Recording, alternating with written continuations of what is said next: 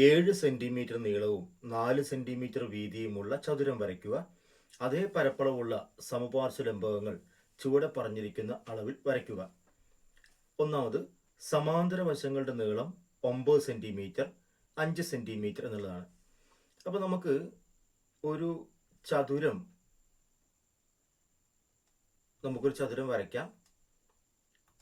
ചതുരത്തിൻ്റെ dimension ഇവിടെ പറഞ്ഞിട്ടുണ്ട്. 7 centimetre നീളവും 4 സെന്റിമീറ്റർ വീതിയും. അപ്പോൾ ഇവിടെ 7 സെന്റിമീറ്റർ ആണ് നീളം, ഇവിടെ 4 സെന്റിമീറ്റർ ആണ് വീതി. ഇനി ഉണ്ടാക്കേണ്ട സമപാർശ്വലംബകത്തിന്റെ സമാന്തര വശങ്ങളുടെ നീളം 9 സെന്റിമീറ്ററും 5 സെന്റിമീറ്ററും ആണ്. അപ്പോൾ ഈ നീളം 9 സെന്റിമീറ്റർ ആക്കണം. ഈ നീളം 9 സെന്റിമീറ്റർ ആക്കണമെങ്കിൽ നമ്മളിവിടെ കട്ട് ചെയ്തിട്ടാണ് നമ്മൾ വരയ്ക്കുന്നത്. അപ്പോൾ നമ്മൾ ഇവിടെ 2 സെന്റിമീറ്റർ നീളം എടുക്കണം. ഇത് 2 സെന്റിമീറ്റർ ഇവിടെ അളക്കുക. എന്നിട്ട് അതിന് ശേഷം ആ 2 സെന്റിമീറ്ററിലേക്ക് എന്ത് ചെയ്യുക, ഒരു കട്ടിങ് വരുത്തുക. ഇനി ഈ 2 സെന്റിമീറ്റർ ഈ കട്ടിങ് നേരെ ഇതേപോലെ തന്നെ കൊടുന്ന് ഇവിടെ വെക്കുകയാണെങ്കിൽ അത് സാമാന്തരികമാവും. നമ്മൾ ആദ്യം പഠിച്ചിട്ടുണ്ട്, ഫസ്റ്റ് പാർട്ടിൽ പഠിച്ച് അതേപോലെ തന്നെ കൊടുന്ന് വെക്കുകയാണെങ്കിൽ സാമാന്തരികമാവും. നേരെ തിരിച്ചു വെക്കുകയാണെങ്കിൽ, തിരിച്ചു വെക്കുക എങ്ങനെ, ആ 2 സെന്റിമീറ്റർ ഇവിടെ നീട്ടുക. 2 സെന്റിമീറ്റർ നീട്ടിക്കഴിഞ്ഞാൽ കറക്റ്റായിട്ട് ഇവിടെ വരയ്ക്കാം. അപ്പോൾ നമുക്ക് ഇവിടെ 2 സെന്റിമീറ്റർ കിട്ടി. അപ്പോൾ മൊത്തം ഇത് 9 സെന്റിമീറ്റർ ആയി. ഇവിടെ ആകെ 7 സെന്റിമീറ്റർ ഉണ്ടായിരുന്നത്, ആ 7 സെന്റിമീറ്ററിൽ നിന്ന് ഇപ്പോൾ 2 സെന്റിമീറ്റർ കട്ടായിപ്പോയി. അപ്പോൾ ഈ നീളം എത്രയായി മാറി, ഇത് 5 സെന്റിമീറ്റർ ആയി. ഇനി പറയുന്നത് സമാന്തരമല്ലാത്ത വശങ്ങളുടെ നീളം 5 സെന്റിമീറ്റർ ആണ്. ഇതിൽ തന്നെ ഈ ചതുരം ഉപയോഗിച്ചുകൊണ്ട് തന്നെ സമാന്തരമല്ലാത്ത വശങ്ങളുടെ നീളം 5 സെന്റിമീറ്റർ ആക്കണം. അപ്പോൾ നമ്മൾ എന്ത് ചെയ്യാം, കോമ്പസ് എടുക്കുക. കോമ്പസ് എടുത്തിട്ട് നമ്മൾ എന്ത് ചെയ്യുന്നു, 5 സെന്റിമീറ്റർ കോമ്പസ് എടുക്കുക.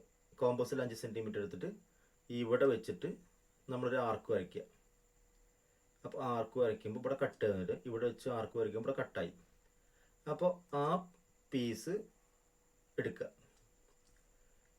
അപ്പോൾ ഈ നീളം എത്രയായിട്ട് മാറുണ്ടാവും, ഈ നീളം 5 സെന്റിമീറ്റർ ആയി. ഇതേപോലെ തന്നെ ഇവിടെയും കട്ട് ചെയ്താൽ മതി.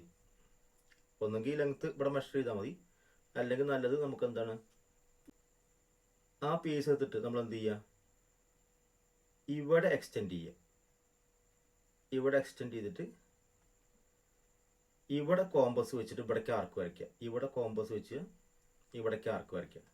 അപ്പോൾ ആർക്ക് കട്ടാവുമ്പോൾ ഈ ലെങ്ത് യോജിപ്പിക്കുക. അപ്പോൾ നമുക്ക് ഇവിടെ എത്ര കിട്ടും, 5 സെന്റിമീറ്റർ കിട്ടും. ഇപ്പോൾ നമ്മൾ പറഞ്ഞ സമപാർശ്വലംബകം ഇവിടെ കിട്ടും. ഇത് നേരത്തെ നമ്മൾ പറഞ്ഞ സാമാന്തരികത്തിൻ്റെ കൺസ്ട്രക്ഷൻ പോലെ തന്നെയാണ്. ഇവിടെ നമ്മൾ തിരിച്ചാണ് ഈ പീസ് വെക്കുന്നത് മാത്രം. അപ്പോൾ നമുക്ക് എന്ത് കിട്ടും, സമപാർശ്വലംബകം കിട്ടും. അടുത്ത ചോദ്യം, ചുവടെ വരച്ചിരിക്കുന്ന സമപാർശ്വലംബകത്തിൻ്റെ പരപ്പളവ് കാണുക. പരപ്പളവ് കാണാൻ നമുക്കൊന്ന് എന്താ വേണ്ടത്, സമവാക്യം നമുക്കറിയാം. പരപ്പളവിൻ്റെ സമവാക്യം 1/2 × സമാന്തര വശങ്ങളുടെ തുക. 2 സമാന്തര വശങ്ങളുടെ തുക ഉണ്ടായിരിക്കും. പിന്നെ അവ തമ്മിലുള്ള അകലം, അവ തമ്മിലുള്ള അകലത്തിന് h എന്നോ d എന്നോ നമുക്ക് എഴുതാം, അല്ലെങ്കിൽ സമപാർശ്വലംബകത്തിൻ്റെ ഉയരം എന്ന് പറയാം. അപ്പോൾ 1/2 ഇവിടെ തന്നിട്ടുണ്ട്, ഇവിടെ 7 എന്നുണ്ട്, ഇവിടെ 3 എന്നുണ്ട്. അപ്പോൾ 7 + 3 ഇൻറ്റു ഉയരം അകലം തന്നിട്ടുണ്ട് 4. അപ്പോൾ 7 + 3 10. 10/2 5. അപ്പോൾ 5 × 4 20 സെന്റിമീറ്റർ സ്ക്വയർ കിട്ടും. അടുത്തത്, ഒരു സമപാർശ്വലംബകത്തിൻ്റെ സമാന്തര വശങ്ങളുടെ നീളം 8 സെന്റിമീറ്റർ 14 സെന്റിമീറ്റർ, തുല്യ വശങ്ങളുടെ നീളം 5 സെന്റിമീറ്റർ. ഇതിൻ്റെ പരപ്പളവ് എത്രയാണ്? അപ്പോൾ നമുക്ക് ഒരു സമപാർശ്വലംബകം തന്നിട്ടുണ്ട്. അപ്പോൾ നമ്മുടെ കയ്യിൽ ഒരു സമപാർശ്വലംബകം ഉണ്ട്. തന്നിരിക്കുന്ന അളവുകൾ ഏതൊക്കെ നോക്കാം. തന്നിരിക്കുന്ന അളവുകൾ എന്ന് പറയുന്നത്, ഒന്ന് സമാന്തര വശങ്ങളുടെ നീളം 8 സെൻറ്റിമീറ്റർ 14 സെൻറ്റിമീറ്റർ. അപ്പോൾ ഇത് 8ആയി, ഇതെത്രയായി? 14 സെൻറ്റിമീറ്ററായി. തുല്യവശങ്ങളുടെ നീളം 5, ഇത് 5 സെൻറ്റിമീറ്ററായി. പരപ്പളവ് കാണണം. ആ പരപ്പളവ് കാണണമെങ്കിൽ നമ്മൾ നേരത്തെ സമവാക്യം പറഞ്ഞിട്ടുണ്ട്. എന്താണ്? പരപ്പളവ് സമം അര ഇൻറ്റു സമാന്തര വശങ്ങളുടെ തുക ഇൻറ്റു അവ തമ്മിലുള്ള അകലം അല്ലെങ്കിൽ സമപാർശ്വലംബത്തിൻ്റെ ഉയരം. അപ്പോൾ ഇവിടെ ഉയരമല്ല, അകലമല്ല. അപ്പോൾ അകലം വരയ്ക്കാം. ഈ അകലം വരയ്ക്കാം. ഈ അകലം കണ്ടുപിടിക്കണം. ആ അകലം കണ്ടുപിടിക്കാൻ വേണ്ടിയിട്ട് ഈ അകലം കൂടി വരയ്ക്കാം. അപ്പോൾ നമുക്ക് ഇവിടെ 8 ആണല്ലോ.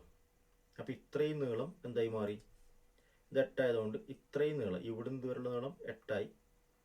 14 8 ആയ ബാക്കി 6 ഉണ്ട്. 6ന് ബടിയും ബടിയും പകുതിയായി കൊടുക്കണം. ഇപ്പോൾ ഇവിടെ 3ആയി, ഇവിടെ 3ആയി. ഇപ്പോൾ ഈ അകലം കിട്ടാൻ ഇത് മട്ട ത്രികോണമാണ്. ഇപ്പോൾ റൂട്ട് ഓഫ് എന്ത് ചെയ്താൽ മതി? 5 സ്ക്വയർ മൈനസ് 3 സ്ക്വയർ. 5 സ്ക്വയർ എന്ന് പറയുമ്പോൾ 25 മൈനസ് 9. 25 മൈനസ് 9 16 കിട്ടും. 16 അറിയുമ്പോൾ വർഗ്ഗമൂലം 4. ഈ സൈഡ് 4ആയി. ഇനി നമുക്ക് എന്ത് ചെയ്യാം? ഈ സമവാക്യത്തിൽ കൊടുക്കാം.